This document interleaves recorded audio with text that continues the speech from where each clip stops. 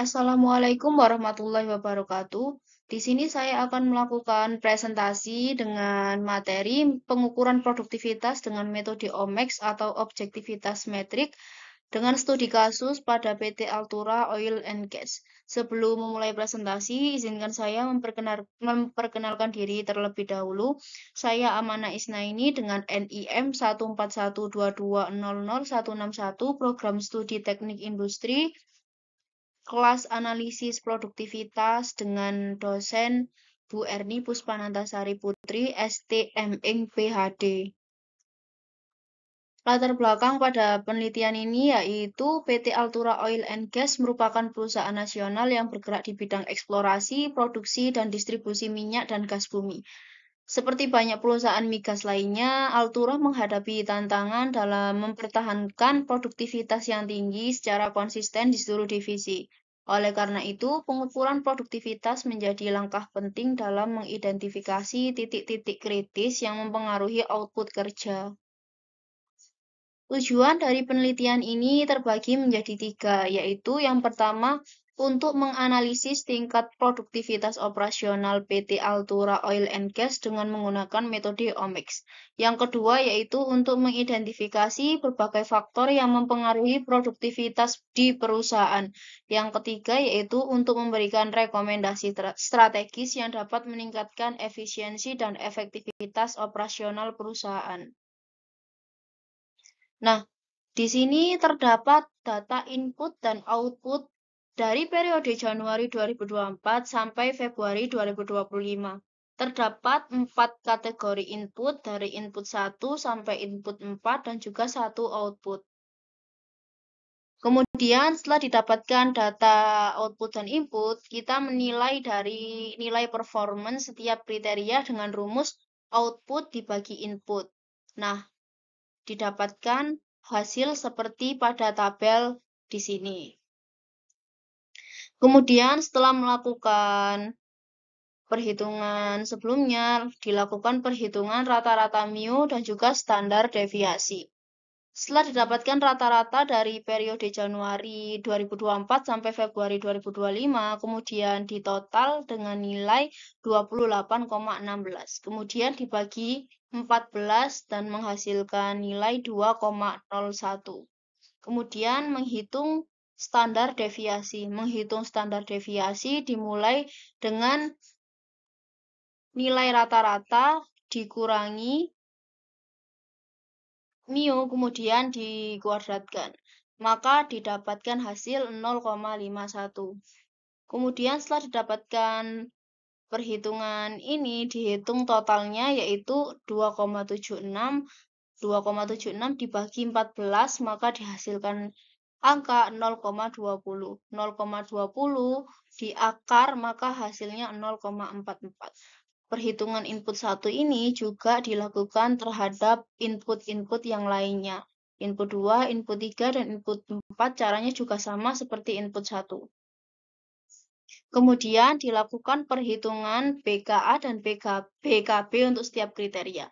BKA itu batas kontrol atas dan BKB itu batas kontrol bawah. Didapatkan pada perhitungan sebelumnya yaitu standar deviasi dari input 1 sampai input 4, kemudian rata-rata input 1 sampai input 4. Kemudian langkah selanjutnya yang dilakukan yaitu menghitung degree of accuracy didapatkan dari pembagian 2,01 dibagi 0,44. Begitupun juga degree of accuracy input 2, input 3, dan input 4 caranya juga sama seperti input 1. Kemudian confidence level atau CL itu rumusnya 1 min DA. DA ini degree of accuracy, jadi 1 min 0,22 dihasilkan angka 0,78. Caranya juga sama seperti perhitungan-perhitungan input 1. Kemudian didapatkan nilai confidence level kurang dari 0,95 dan didapatkan nilai K sebesar 2. Batas kontrol atas terdapat 2,46, 97,28, 450,22, dan 233,01. Batas kontrol bawah juga sama, 1,57, 76,59, 248,98, dan 144,56. Kemudian dilakukan penilaian terhadap target sasaran akhir dengan skor 10, sasaran jangka pendek dengan skor 3, dan nilai produktivitas terendah dengan skor 0. Target sasaran akhir dengan skor 10 itu terdapat pada komponen batas kontrol atas dengan nilai 2,46, 97,28, 450,22, dan 233,01. Sasaran jangka pendek dengan komponen rata-rata dengan input 1 nilainya 2,01, input 2 86,93, input 3 100,62, dan input 4 188,78. Kemudian yang terakhir yaitu target sasaran dengan nilai produktivitas terendah, skornya 0.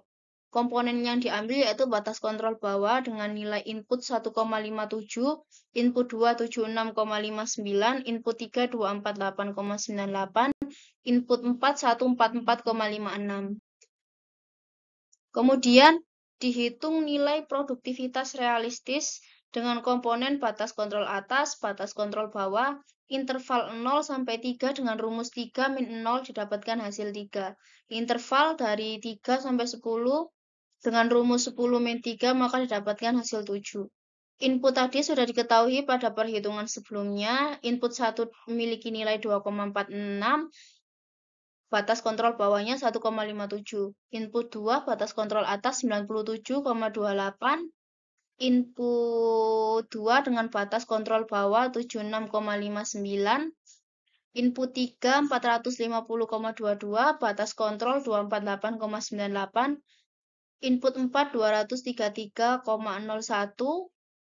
dengan batas kontrol bawah 144,56.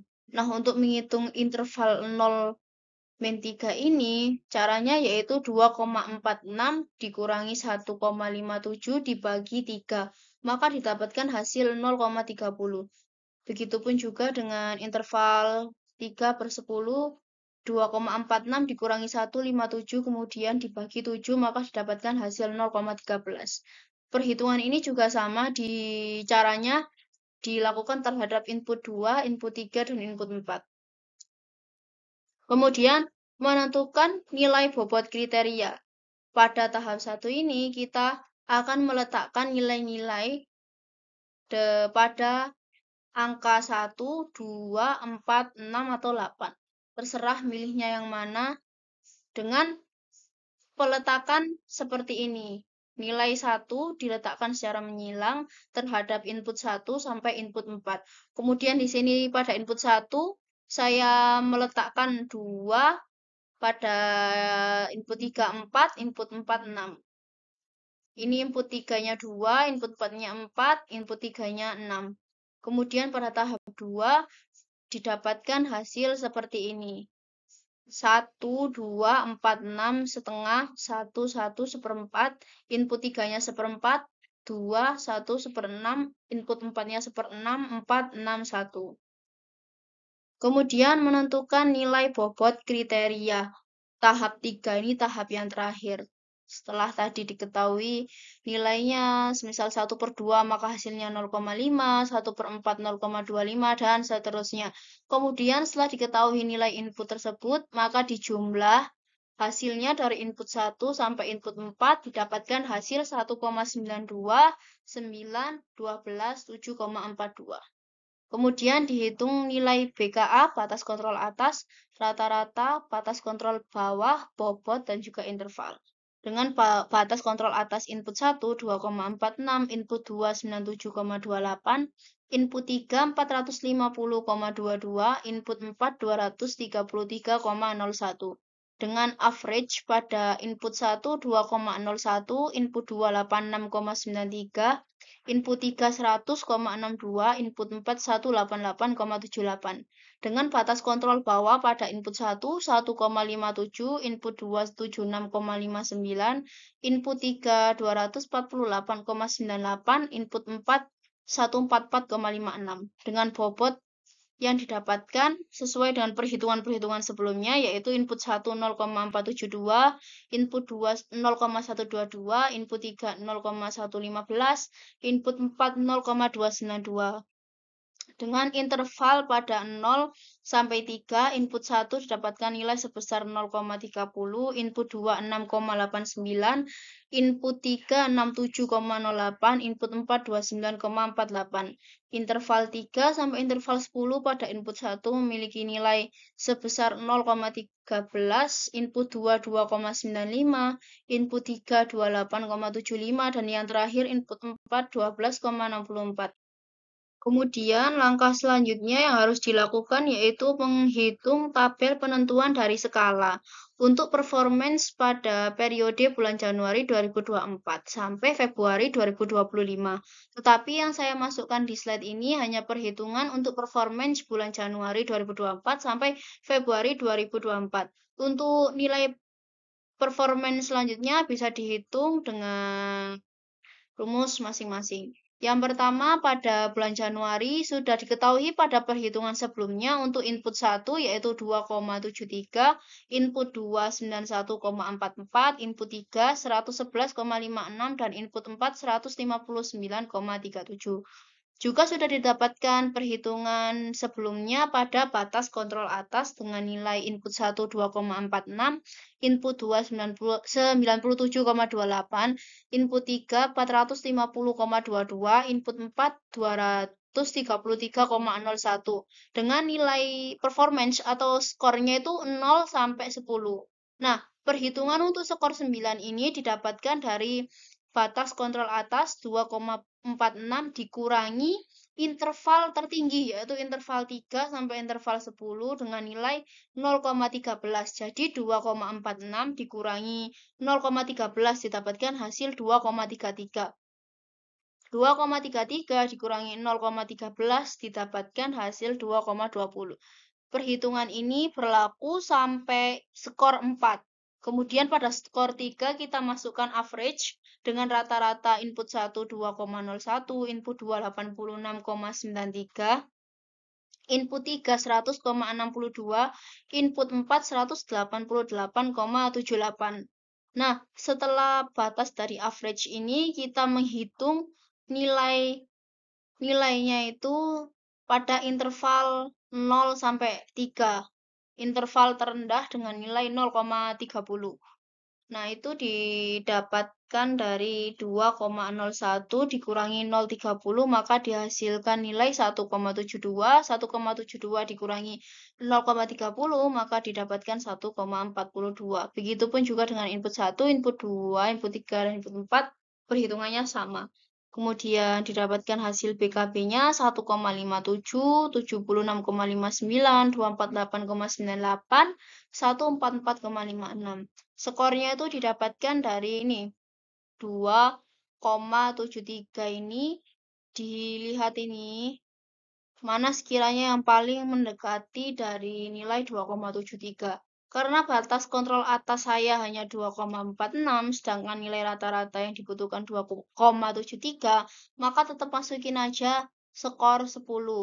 Kalau 91,44, nilai yang paling memasuki itu yang ini 86,93 itu sebenarnya sudah bisa, cuman kita ambil yang atasnya lagi. Jadi skornya tuh 4. Begitupun juga berlaku pada input 3 dan juga input 4.